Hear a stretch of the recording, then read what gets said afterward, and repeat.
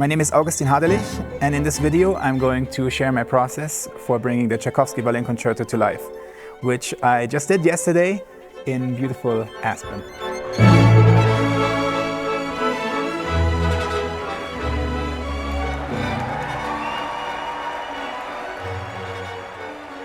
I'm going to talk about a few passages in each movement and show how my conception of them has changed over the years, and then how they come together in the rehearsal leading up to the performance.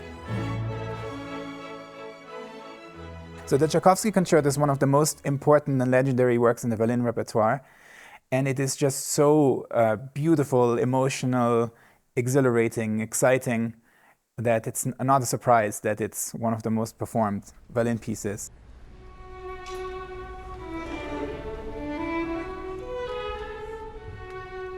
And I think, like most violinists, I started working on it at a very young age. And it's a piece that, because of that, also has its challenges, because we grow up with the piece. We grow up hearing so many recordings of it. We kind of absorbed a lot of that violin tradition, some of which actually doesn't really match what Tchaikovsky himself wrote. And then also there are our own habits from when we first learn it that we also sometimes have to rethink and get rid of. And so it's a piece that I've played so much and that I love so much, but that I also had to kind of rethink several times my choices and my approach to.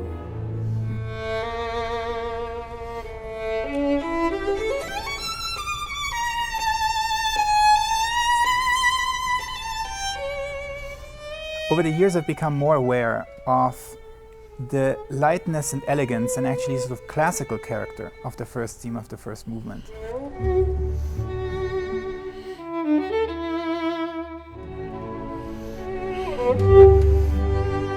And I think the key to that is actually to remember that Mozart was Tchaikovsky's favorite composer, and that he always basically wrote ballet music, even when he was writing an instrumental concerto.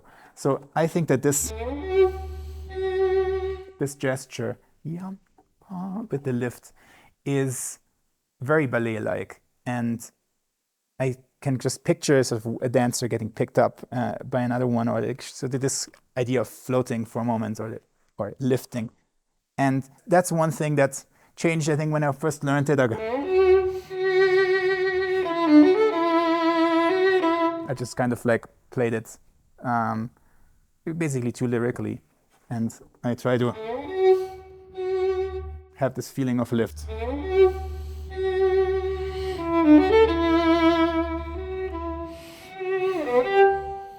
And that it's not all just connected in one continuous legato, like wah, but it actually is more about the elegance, the gesture, and I think Mozartian spirit of it.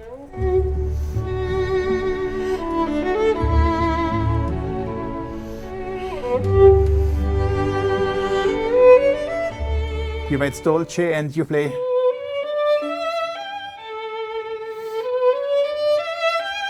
And start this duet with the violins that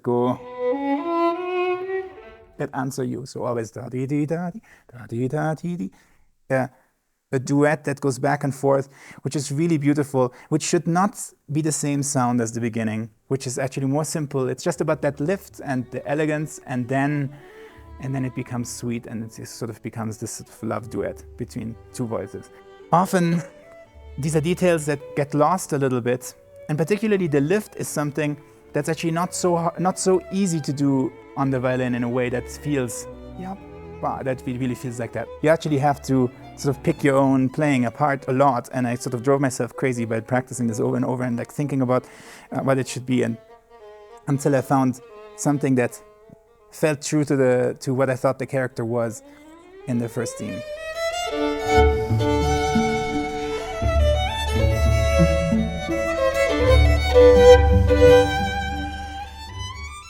There are many things that we do sometimes that just result from the fact that we have a bow that has a down bow and up bow, and the frog is heavy and the tip is light. So it's a very hard thing for a violinist to play this sort of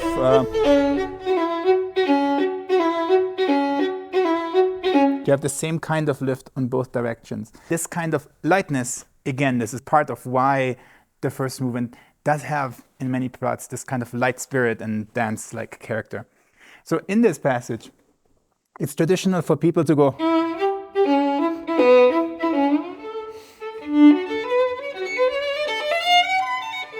something like that. That they take a lot of time because of this shift up and then new thing. But actually, that's completely just not how it's composed. Tchaikovsky actually composes a kind of built-in accelerando, a built-in sort of speed up by having 2 bars at a time.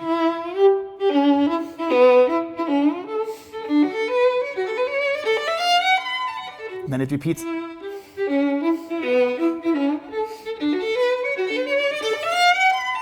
And then he has a what's called a diminution, where things now happen in half the time, only 1 bar at a time rather than 2 bars. And again. And now it's beat by beat. So without even getting faster, it actually feels like it's getting faster. It already builds momentum. If you take too much time in this passage, then you are actually taking away this built-in kind of dramatic drive that is there because of the diminution. And now, of course, I don't want to be too radical about it. The thing is that it also needs the right gesture. So the solution is somewhere in between, where you still have da-dum-ba-da-yum-ba-dum, ever so slightly, a little bit of time for that lift, but overall it's still a 2-bar phrase, and then make sure to restart the phrase in the right place.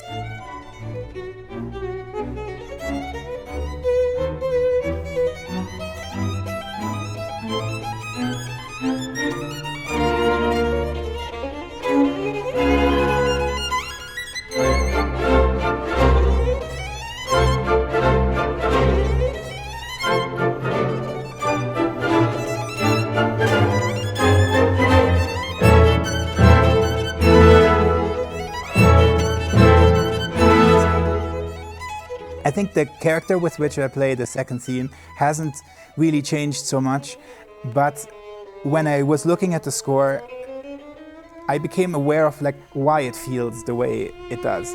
That when you play this theme,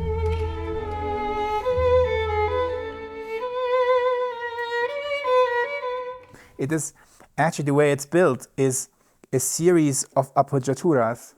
The first one.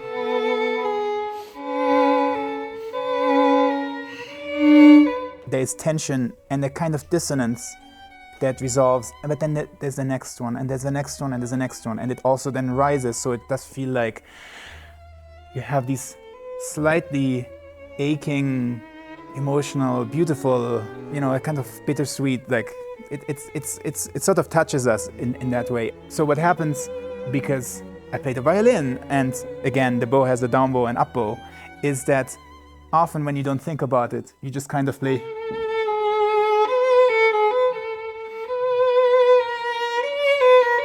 Or the other way.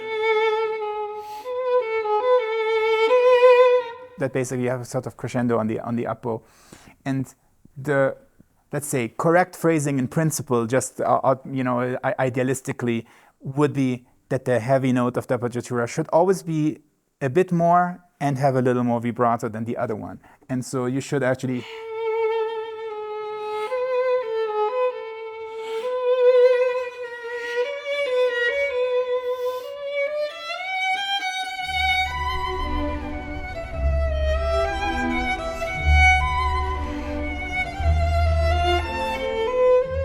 it gives this beginning something that a series of sighs that gradually build. This is something that is part of when I look at the score, where are these appoggiaturas and suspensions? And oftentimes you find they're the reason why the music feels the way it does.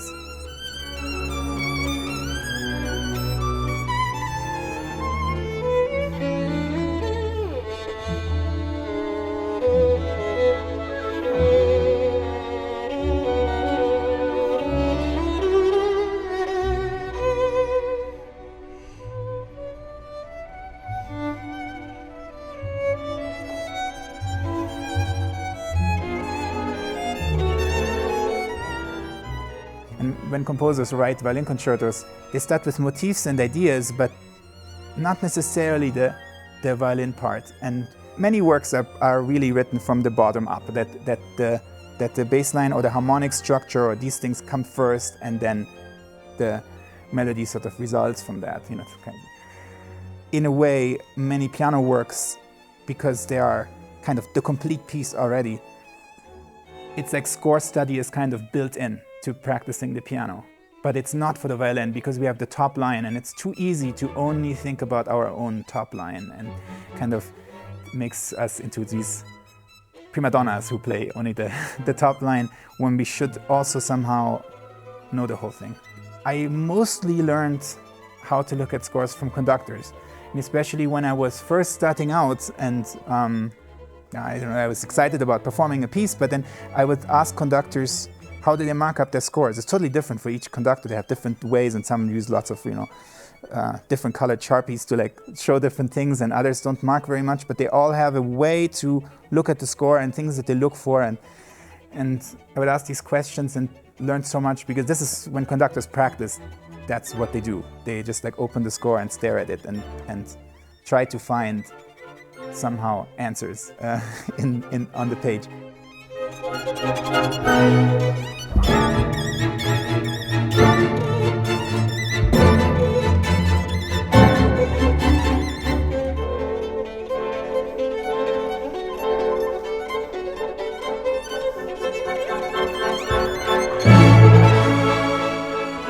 Yeah, I would love to do that one more time. I think it can be more exciting and dramatic, actually. Yes. But the accelerando was good, though, yeah. So I've played the piece many times now, and there are certain things that I already know will happen every time I rehearse it. The first time that this comes, it's so beautiful. Yeah. I think this can come out a bit more sort of... So 21.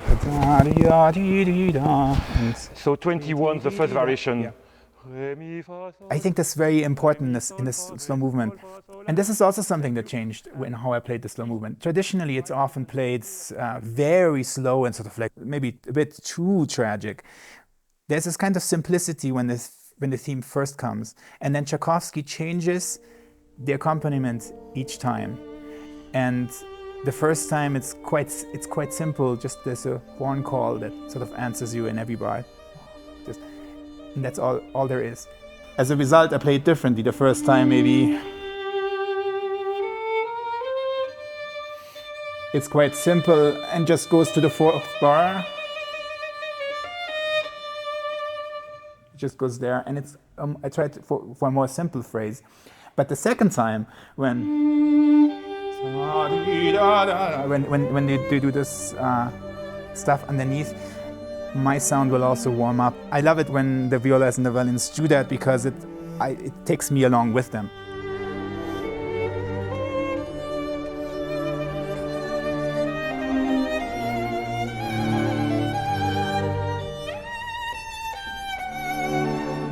And then when it comes back and later in the movement, it's a kind of waltz with the clarinets and the flutes playing these lines. It's kind of actually more about them maybe than about me playing the theme again.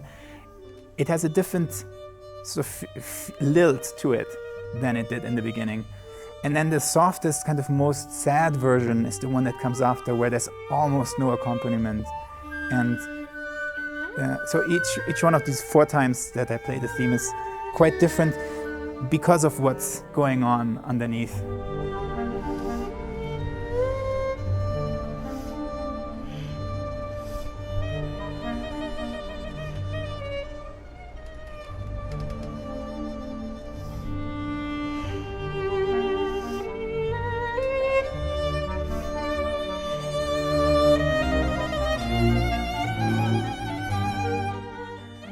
It's so intense when you play a concerto. You end up playing very loud, and in concerts sometimes you also have to be a little bit reckless with the bow in terms of really digging in, and sometimes that does break hair.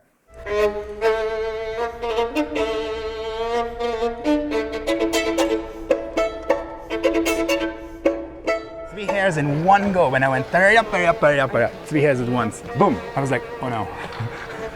You break hairs sometimes, you break bow hairs, especially when the hair is getting a bit older, and once you've broken a bunch of bow hairs, then they break faster and faster. So then I have to start looking at my schedule and thinking, I still need to perform with this bow here and here, but I have several bows. Some bows I prefer for other repertoire, and so I sort of plan it out and have to figure out when the rehair is happening. So when I suddenly break a bunch of hairs at once, I'm like, oh no, crap, do I have to change my change my timeline for when to get new hair.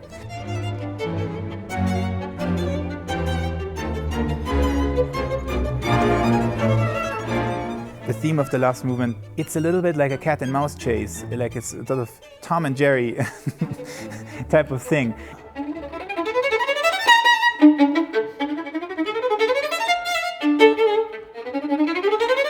But you always come down again, and sort of chase the mouse here and there. And so I think it's less about speed in general, and it's more sudden drops and crescendi and back and forth, and it sort of keeps turning in a circle. It should be, above all, fun and sometimes even funny.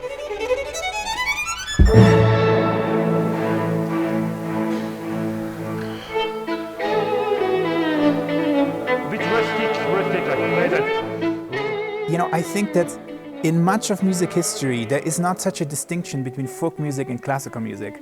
And classical music is constantly taking folk music elements in, and it's actually stylistically not something separate.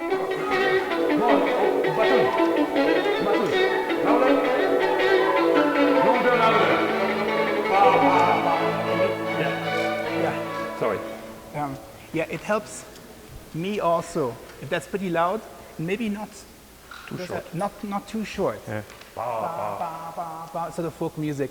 And I think you guys also don't necessarily have to play so detached. You can be like, kind of a little more Fiddle, right? Yes. Hey. And so in this particular case, the cello play. And yeah, I've often seen it that cellists will play and then get out of the way, and it's like it's very kind and friendly.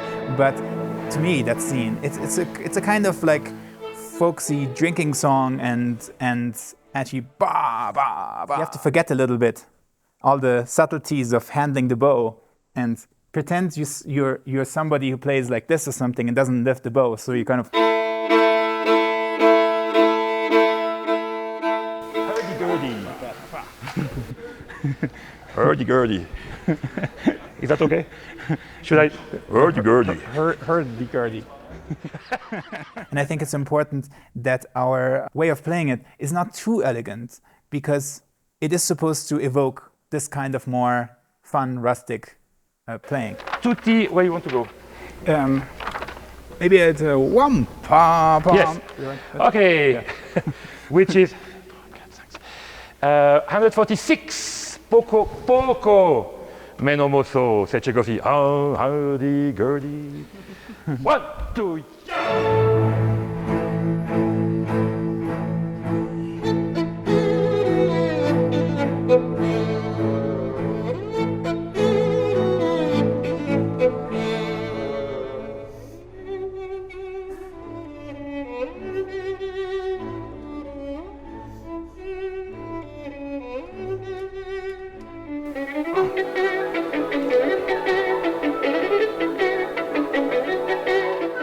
I don't try to conserve in rehearsal, because I do believe in practicing exactly what I'm going to do in the concert. I'm comfortable in the concert if I have already basically done it that way in rehearsal. But at the same time, there's something that does happen in a concert that it's more intense anyway.